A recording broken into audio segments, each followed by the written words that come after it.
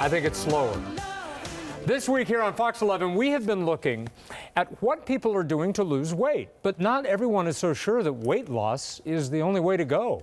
In the size acceptance movement, members say that it's actually fine to be fat and love yourself just the way you are. Oh, that's stunning. I love the word fat. If you say I'm fat, I'm not offended by that. Fat to me is a description. I'm proud to be fat. Julianne Wotasik has come a long way. Overweight since childhood, she remembers being told to cover her body starting at age 8. You're fat, you do not let that show. Hide it, hide it, hide it. But a few years ago, she hooked up with this group, the National Association to Advance Fat Acceptance, or NAAFA. Members here are encouraged to look in the mirror and embrace what they see. At first, it was so uncomfortable. And 6 months later, I'm like, instead of weigh-ins, NAAFA has yay-ins. I yay ravishing. I am halfway between sexy and lovely. Oh, I yay sexy. Jeanette DePatie is the group's fitness advisor. After embracing her size, she became a fitness instructor. Her video is called The Fat Chick Works Out. Why the name? Wow, that exercise instructor is fat. Well, yeah, I am. But she decided not to let it stop her. I had been feeling very much like my life couldn't start until I reached a certain size. And then one day I realized I might never reach that magic number. Woo!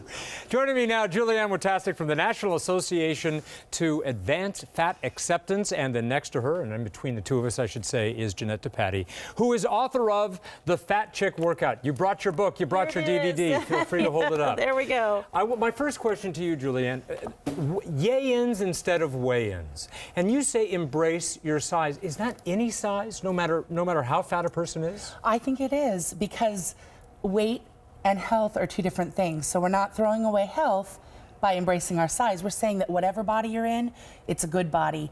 Love it and take care of it. And I want everybody to understand, we talked before the show that I'm asking questions that I think a lot of people maybe who don't understand, people who are overweight, go through. And then at the same time, I want to understand what it's like, to live your life. So people would say, are you kidding me? What about heart disease, hypertension? What about all of the medical issues that do? What about immobility that can come with being overweight? Well, I can say that you can deal with all of those issues outside of losing weight, right? So if immobility is an issue for you, there are exercises you can do to gain mobility. I had students that when they started with me, they couldn't walk from the car to the classroom. Over the course of the year, they were doing 3 one-hour exercise segments a week, just slowly and gradually adding exercise. And they really didn't lose a lot of weight, but they gained the mobility through the exercise. Makes sense. So, Julianne, I can understand the people who, like you, starting at age 8, told, would you please put something else on to cover your body? That could be terrible for someone growing up, obviously, as you develop. But yet at the same time, we live in a world that is not made for people who are fat. Airplanes, buses, chairs in people's homes. It must be difficult. It is difficult, and those are the things that we are seeking to change. We're changing the paradigm that we are not the problem. The problem is that our world doesn't accommodate a diversity of bodies. So that's what we need to change, not so much changing who we are and changing our body, but instead changing society. Now, while you, and I'm kind of now joining with what Jeanette is saying, while you accept entirely who you are, would it be okay with you to exercise more, maybe lose some weight, or do you have no desire to?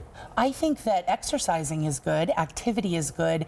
My thought is that weight needs to be set aside, and that regardless if I gain, lose, or stay the same, that's not important to me. What's important to me is that I'm getting the nourishment, the nutrition, the sleep, the activity that my body needs. And I think there's an important assumption there, right? That you said gain a little activity and lose a little weight. For example, I did a marathon, right? 26.2. You know how much weight I lost? Zero. Zero. I got much better shape, I was much healthier, but I didn't lose weight. And how sad, like if I had tied the idea of success to the idea of weight loss, I would have gone 26.2 miles in one day without dying, right? And I still would feel like a failure, and that would be so sad. Sure. So we really want to decouple the ideas of health and doing healthy things from weight loss. And with all of this information, Julianne, what would you like someone who is my size to understand about you when we meet each other out on the street? I would say that there is nothing you can tell by a person by noting their body size except their body size. You don't know their behaviors, you don't know their habits, you don't know their health. Well said. Well said. Julianne, Jeanette, thank you very much. The Thank book you. is The Fat Chick's Workout. The Yeah. Fat Chick Works Out. Fat Chick Works Out. www.thefatchick.com. All right. Thank you both for Thank being here. you. Coming Thank up, you. we're going to have more on size acceptance a little bit later tonight at 10 o'clock on the Fox 11 10 o'clock news. Coming up next, everybody, key witnesses in the Trayvon Martin shooting. They've now apparently changed their stories. Our legal analyst, Robin Sachs, is going to tell us how that could affect the case. And remember the story about the toddler who was shoved into the washing machine? It gets even more bizarre. We'll update that for you. Also,